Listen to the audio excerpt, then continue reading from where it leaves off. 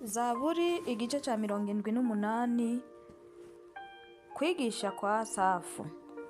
Bwoko bwanje, nimutegere ugutwi ukwigisha kwanje, mubangire amatwi amajambo yo mu kanwa kanje. Ndateranura akanwa kanje nce imigani, ndavuga amajambo apfinze ya kera, ivyo twumvise tukamenya, ivyo basogokuruza batubariye, ntituzobihisha abuzukuruza babo. Tuzobwira ab'igihe kizoza ishimwe ry'Uhoraho, n'inkomezi ziwe n'ibikorwa bitangaje yakoze.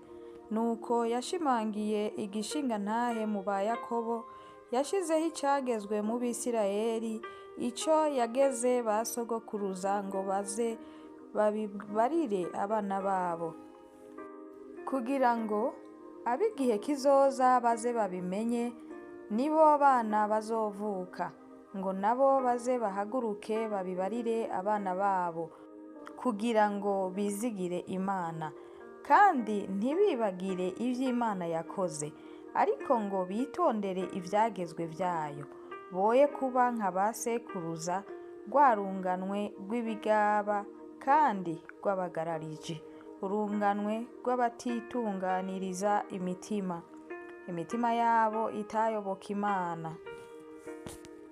Abefurayimu naho bari bafise ibigwanishwa, batwaye imiheto, bakimiranye ku munsi w'intambara.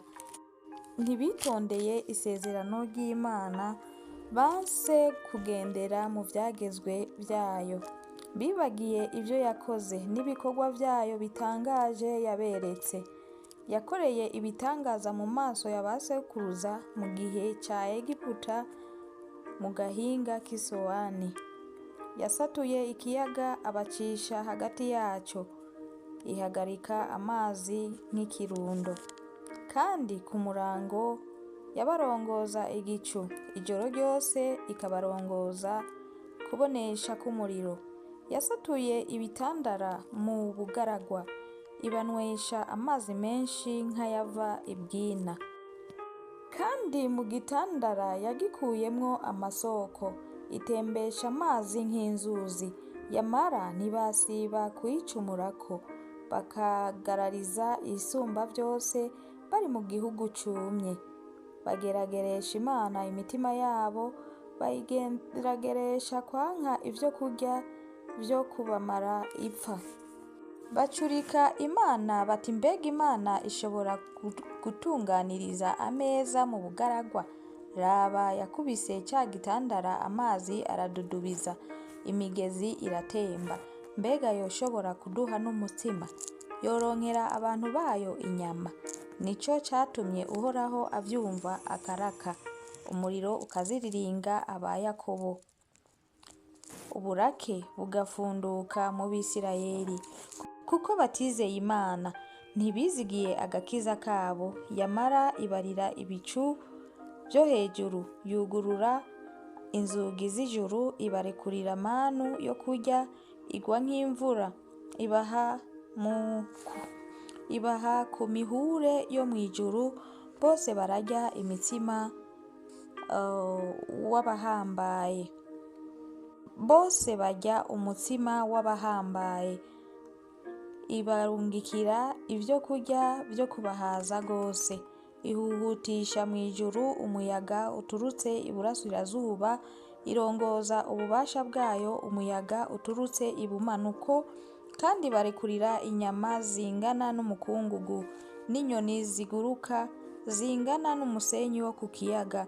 Izigwisha hagati yabo bashagaje, zikikiza insago zabo, nuko bararya barahimba. Yabahaye ivyo bipfuje, batari bwatandukane n'ukwifuza kwabo.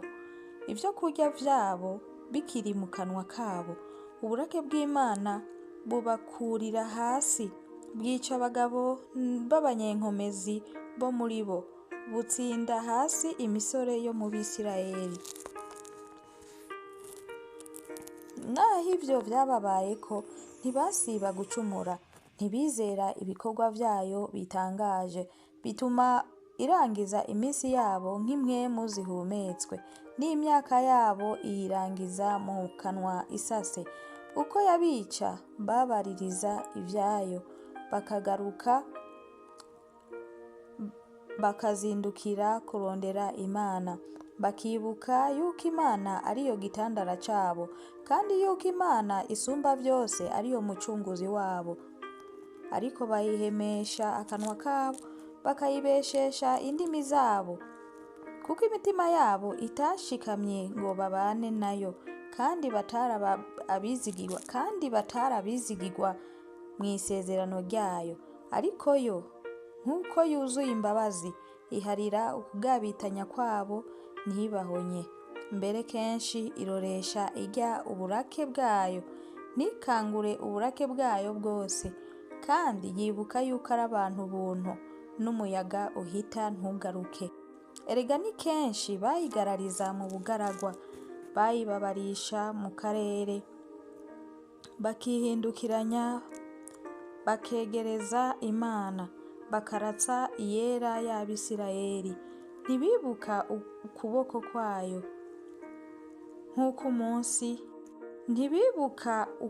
kwayo canke umunsi yabacunguyeko ikabakiza umugwanizi, kandi yuko yashize ibimenyetso vyayo muri Egiputa n'ibitangaza vyayo mu gahinga k'Isowani, igahindura inzuzi zabo amaraso, n'imigezi yabo ntibashobore kugira ico banwa.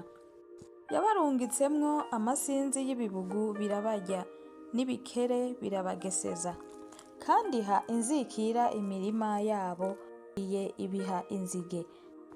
Yicisha imizabibu yabo urubura, n'ibiti vyayo vy'imishikima ivyicisha igikonyozi.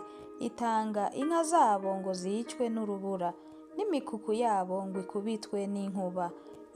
Ibatera uburake bwayo bw'inkazi, uburake n'ugushangashigwa n'ivyago. Igitero c'abamarayika baranduzi, iharurira uburake bwayo inzira. Ntiyabakiza urupfu, ariko irabatanga ngo bicwe n'ikiza. Yica abana b'imfura bose bo muri Egiputa, imara ubuzibura bwo mu mahema ya Hamu. Ariko abantu bayo bwite ibashorera nk'intama, ibakurayo, ibarongora mu bugaragwa nk'umukuku, ibarongora amahoro bituma badatinya. Ariko ikiyaga kirengera abansi babo, kandi bajana ku rugabano rw'ahera hayo. Kuri uwo musozi ukuboko kwayo kw'iburyo kwagutse, yirukana amahanga imbere yabo, ibakubitira amabango ahazoba ishamvu yabo. Yinjiza imiryango y'Abisirayeli mu mahema yabo.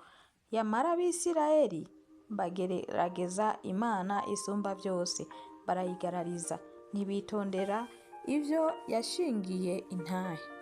Ariko basubira inyuma, bava mu isezerano nka ba sekuruza, barahusha nk'umuheto utaye uruvuto.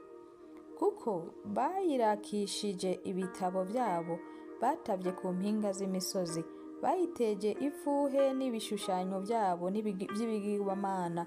Imana ivyumvise iraraka, yanka Abisirayeli urunuka, bituma iheba umugerero w'Ishiro, niwo hema yashinze hagati y'abantu. Itanga icubahiro cayo ngo kijanwe nk'inyagano, n'ubwiza bwayo ngo buje mu maboko y'umugwanizi, kandi itanga n'abantu bayo ngo bicwe n'inkota. Irakira ishamvu yayo. Umuriro utongora imisore yabo, abakobwa babo nta ndirimbo y'ubukwe bari bagifise. Abaherezi babo bicwa n'inkota, abapfakazi babo ntibabaririra.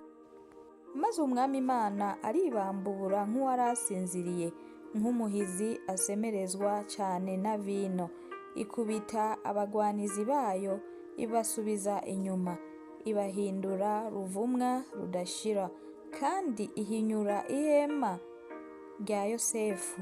Ntiyatoranya umuryango wa Efurayimu, ariko itoranya umuryango wa Yuda. Umusozi Siyoni yakunze, yubaka urusengero rwayo rwera rusumba impinga z'imisozi. Ruguma ku isi yahamangiye gushitsa ibihe byose. Kandi itoranya Dawidi umusavyi wayo, imukura mu mpongore z'intama, imukura mu gushorera intama zonsa, kugira ngo aragire aba Yakobo abantu bayo, Abisirayeli ishamvu yayo.